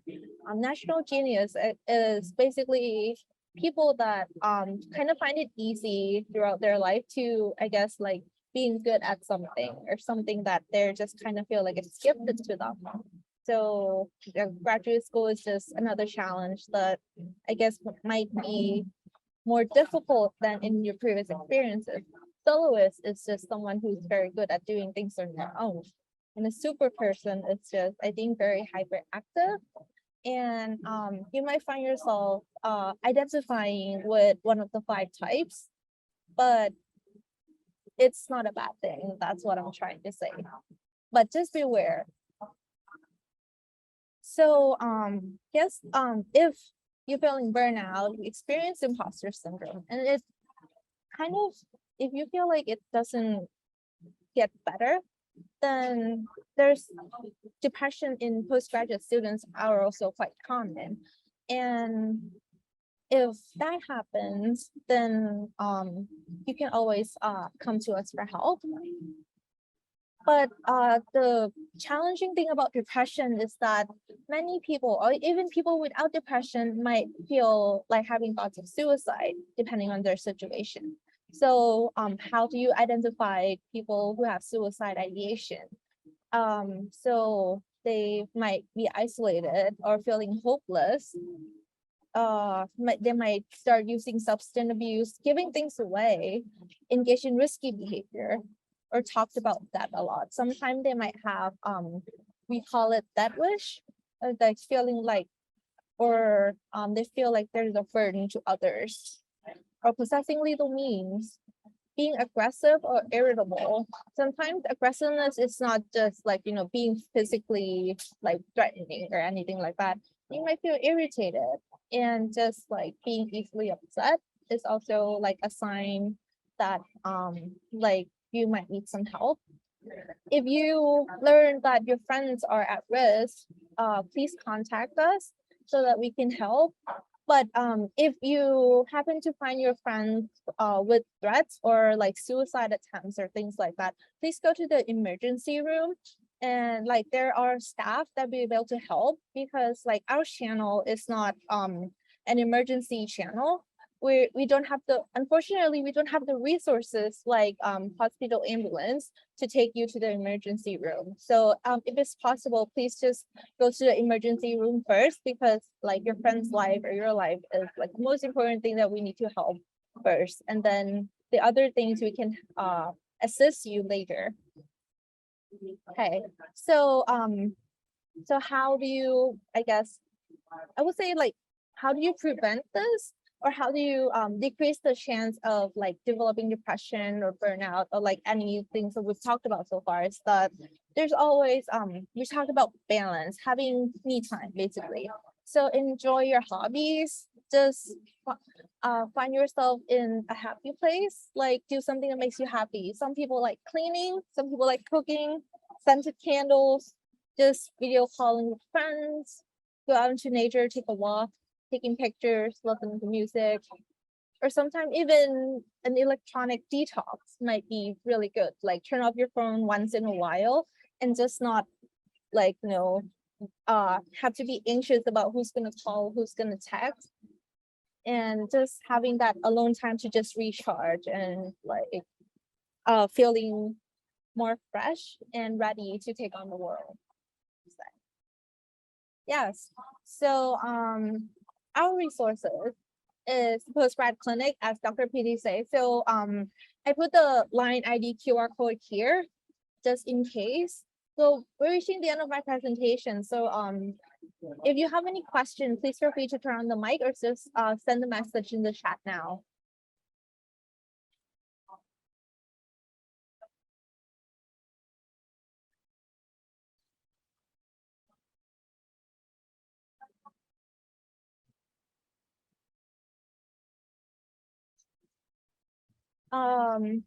So if there are no questions, then I guess I'll conclude this presentation.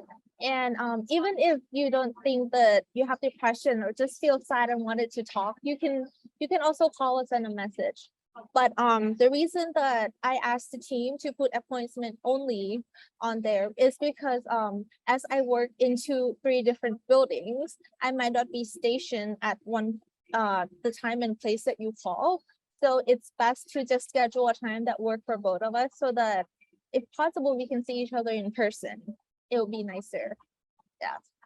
Okay. I think that's it for me today. So thank you so much for being such wonderful participants. And I'm gonna give the program back to our MC. Thank you. Okay, please allow me to thank พี่วชิรยาเลิศไกร or พี่พิมพ์ once again for a very helpful sessions. And keep in mind, for those who need any help, you can go talk toพี่พิมพ์at any time. And next, I would like to introduce you to the presentations about living in Siriraj. And please allow me to begin this presentation. And I will share the screen. Okay. Do you see the screen here?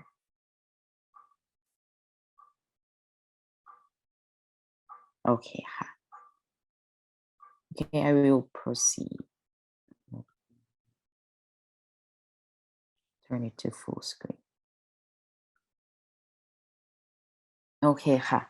So once again, welcome you all to be one of Siriraj students here. And for life in Siriraj, let me introduce myself. My name is Veerawan Manokasemsan, or you can call me Jia. It's okay. Now I'm president of Siriraj Graduate Students Association for this year.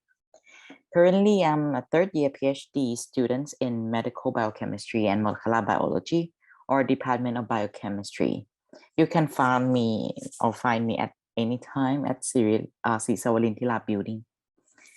Okay, and here's my personal contact that if anyone needs help in translation, or do you want to go visit someplace in Thailand, you can text me or message me or even email me as well. Feel free to do so.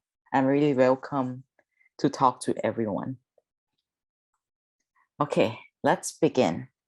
For Siriraj, if I say motto for Siriraj, Siriraj usually stand for S is seniority, I integrity, R responsibility, I innovation, R respect, A altruism, J journey to excellence and sustainability. For the philosophy, true success is not in the learning, but in its application to the benefit of mankind. So the faculties of medicine, Siriraj Hospital has goals to produce quality graduates, render medical and public health services, and conduct research to create and develop knowledge and technological advancement, which will be most beneficial to people. Okay, here's the map of Siriraj. I will go the place one by one, just the necessary place that might be help you to survive in Siriraj, I would say. Okay, so first of all, outpatient department building or OPD. On 4th floor, room 499, there is student healthcare center. You can go there if you need help to monitoring your health or anything like if you want to go, for example, if you need medicine for your wound or skin, you even go there to check up. And also the psychological counseling, also it's in this building as well. For our next building is 84th anniversary building, which obtained the Thai post office on the underground floor. You can go send the package or the mail to like your countries or your place. Next one is Chalerm Phaket building.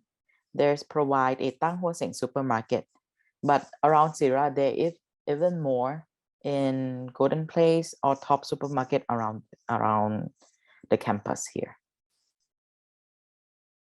And here for Adul Layadet Vikram building. They have a copy center or printing center if you need to like print any literature or any paper. You can go there. It's on the first floor. And also the Office of Postgraduate Education Division, it's in the 6th floor. And here, see Savalintila building. Like most of the research might be here or SIMR. In this building, there are food court on the first floor and also the Amazon Cafe in front of the building. And here is Siriraj Medical Library. You can go for service there. You can do book service, information service, also e-library, and even the small meeting room. If you want to book a meeting room, you can go reserve there. Or it's an online website as well. Also, there are places for students to do a study, and there are unlimited internet and computer usage free of cost. And also beside the library, there are Opong Peng Cafe. It's a bakery cafe. And next is Hall Prashathipatai or Prashathipatai Dormitory. There are food center on the 3rd floor there. Or we call it Nat Lim Nam Food Center. And next is for Sila Gymnasium building. There are also a car parking lots and fitness center, and also the gym that for doing badminton or basketball. It's multi-purpose indoor gymnasium.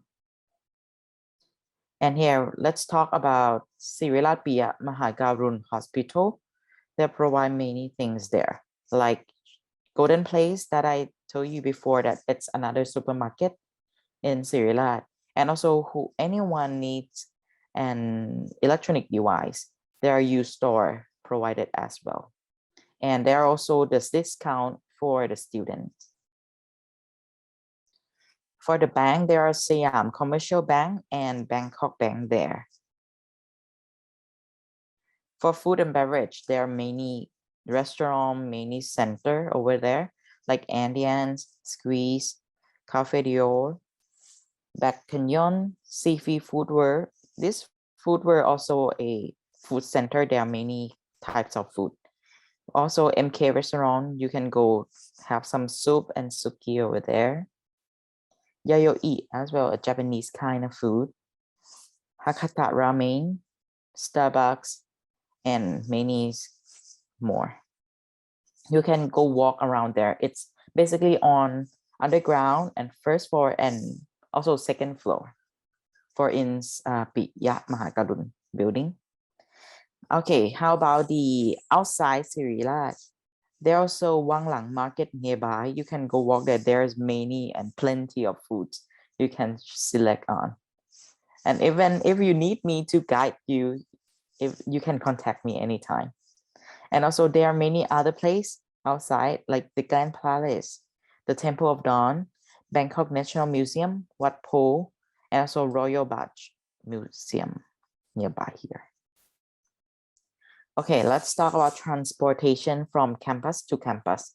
Usually Mahidol has 3 main campus like Bangkok Noi, Payathai, and Salaya. There are free transportation for the students or the faculties member of Mahidol University. You can go look on, either you can download the Via Bus app and you can put the code in there. And also you can go visit the Facebook page. We're called MU Shuttle Bus Reality. It's over here. I will send you the slide after this so you can go through the details once again. And usually the bus stop for Siriraj campus, it's in front of SIMR building, or it's about nearby the roundabout that in between Siriraj Piya Mahagarun and SIMR. And you can go in the Facebook page. They will tell you the schedule for the bus and also the number of the bus. You have to look for the number of the bus in order to go in a correct direction. Or maybe you can even call or live them for the bus here. Here, another way to get reached to us, you can go through many Facebook page on here, like Pandit Siriraj Graduate Studies. Second one is Faculties of Graduate Students, Mahidol University. Third one, Siriraj Graduate Student Association or สโมสรนักศึกษาบัณฑิตศึกษาศิริราช Also, there even a private group for group for Siriraj graduate student. And here I will show you a bit about the map of Siriraj. But this one might be go too slow. It's go one by one building. So you can see that like the first one on the right corner is OPD. Oh, sorry, that's parking. And the next one is OPD. So you can like go through this video if you need help, or maybe Google Map is also help as well. Okay, I think I will send the link, I mean the PowerPoint later on the chat box after I finish the presentation. So you can go see that where is your building or where is destination that you want to go. Okay. Okay, and next I will introduce you to Siriraj Graduate Student Association or Council, or สโมสรนักศึกษาบัณฑิตศึกษาศิริราช Here is the team, like the previous team that it's able to hold the event on site. But since I'm in 2021 up to 2022, I haven't been organized any activities on site yet since the COVID pandemic starts. So here is my previous team from year 2019 to 2021. We have joined the first event on a leadership camp.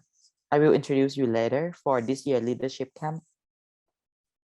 And for the activities that we are planned to hold or we has already hold in the past. There are Siriraj Graduate Students Orientation like this event. Also CSR, it's community service and leadership camp. And maybe other offer events which also provide a soft skills for you. Here is my first year of orientation, if I'm not wrong, that they're able to hold an activities during that day. And there are something like an online, the process is the same, but we add the activities in the afternoon and also the physical checkup as well. Here is community service that on our year, we did a book for like we use a recycled paper from around Siriraj. We gather a lot of them and we make a book for the kids in a rural place or urban place that hard to reach and with a stationery for their studies. And here is a leadership camp. It is the camp to search for a team to work on a student association.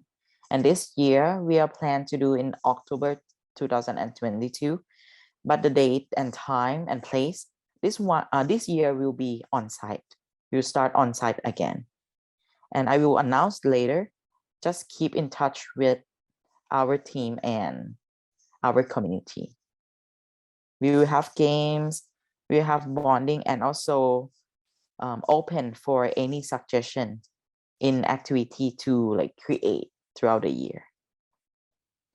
And if anyone would like to join us or join the team, you can scan on this code or the link here as well if you're interested to join our team. Okay, I think this is all for me, but if there are any question, feel free to note it down here. Okay, let's see. Okay, the PowerPoint, I will send it after this. If the student need to use the car park, is there any cost for the car park? I think Kun Apisit already answered. If the student need to use the car park, is there any cost? You can park at 8 right or 8 right. Okay, 8 right dormitory. Firstly, you can contact your department for registering ID card before parking, it's 20 baht per day. We recommend you should be arrived this car park before 7 a.m. Okay, this one is the car park that provide for from Siriraj, but there are also other places as well, but it would cost more, like nearby the temple, like beside the SIMR building, there are places there too, but many cars are parking there. If I would suggest, it's better to use a public transport or shuttle bus by Siriraj. Also, Siriraj have a shuttle bus, like 3 main routes. The first route can go to Central Pingao and Pata Pingao. The second bus will go to IDO, which nearby MRT Phai Chai, if I'm not wrong, nearby there. And the other one is the shuttle bus go to Pat Lai. Okay, if anyone would like to join or contact me, I'm also in this group as well. You can get reach to me from this group and leave any questions. I will go through and answer you all. Hope you all enjoy today orientations and the life in Siriraj as well. And next, I would like to pass this on for more information with Kun Apisit Thamma, and or we call him Pidong. He is our Siriraj graduate study staff, and he will explaining ways to contact or other useful informations. Okay, please welcome Pidong. Good afternoon, everyone. My name is Abhisit Thamma. I am an educator for postgraduate education division, and I am going to extend about like scholarship that Ajapati mentioned before. And firstly, I will go through this session about the 5 minutes, and we are the end of session of our program. And if you would like to apply for our scholarship, you can enter the www.sirirajgrad.com, and you can see the scholarship in the banner on the top or the red circle. And you see the site Google for Siriraj Graduate Scholarship, and you can click for apply for type 1 because you are new students or the student ID 65, and you can check for the applicant type 1 in the green link.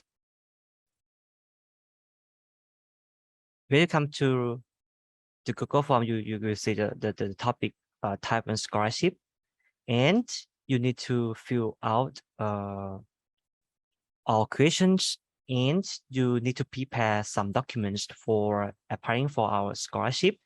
And the first one is a copy of the ID number if you're Thai, but if you're a foreigner, you can use a copy of passport. And next is the house registration. This is the only Thai people.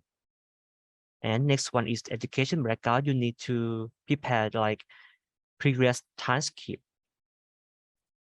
and must be specified as certified true copy with your signature and previous degree as well. And next one is important is the English proficiency score certificate. You can use like a type of English test that show on the screen, like an MU grad test, IELTS, TOEFL, IBT. And you need to upload your English test score test result.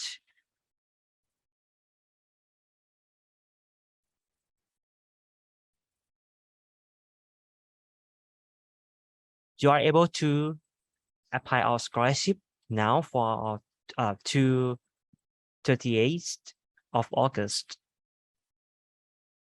And you can scan this QR code to more for looking up more information, or you can contact us in this telephone number or our email and like at.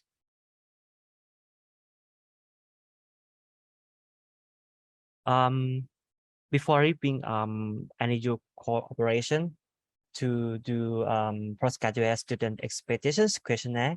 Now you can scan this QR code to complete our questionnaire, and this is aim to find the level of students' expectation in the further postgraduate at our faculty. And please answer all questions. And I will wait for doing this questionnaire 5 minutes. Yes, that's all. Thank you very much. Thank you, everyone. Okay,ค่ะ. Maybe after this, we will leave on the QR code, right, for the student to do the evaluations and also the satisfaction. Okay, I hope you all enjoy and have enthusiasm through your graduate studies.